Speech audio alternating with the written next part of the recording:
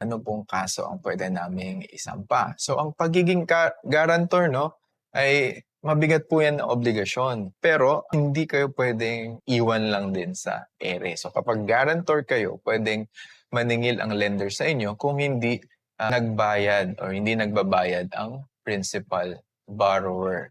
Kaya legal na kayo muna ang pinagbabayad. But we have to make sure that in the contract, you are a guarantor or a co-maker. Okay? Kasi po magkaiba yan, okay?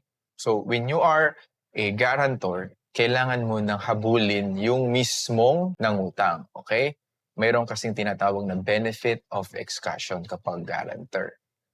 Pero kung co-maker kayo, so pwede din kayong habulin in case, no, legally, hindi nagbabayad yung mismong principal borrower. Kung ang borrower ay sadyang nag-awol, tumigil sa pagbabayad, lumipat ng ibang trabaho para makaiwas, pwede po ninyong habulin yung borrower. So pwede kayong mag-file ng civil case for collection, estafa kung nung may panlolokong involved, and magpadala kayo ng demand letter para ma-establish yung mismong claim ninyo sa kanya. Attorney, patulong po sana ko. So, hindi po lahat ng tubo po no, ay legal, lalo na kung sobra-sobra. So, sa ilalim ng batas, may limitasyon ng ating interest at penalties. Kapag ang tubo ay sobra na kaysa sa mismong principal, lalo na kung weekly ang patong, paulit-ulit at wala nang malinaw na paliwanag kung bakit, this could be an unconscionable or abusive interest. So, pwedeng i-question at i-dispute po yung tubo kasi meron lang tayong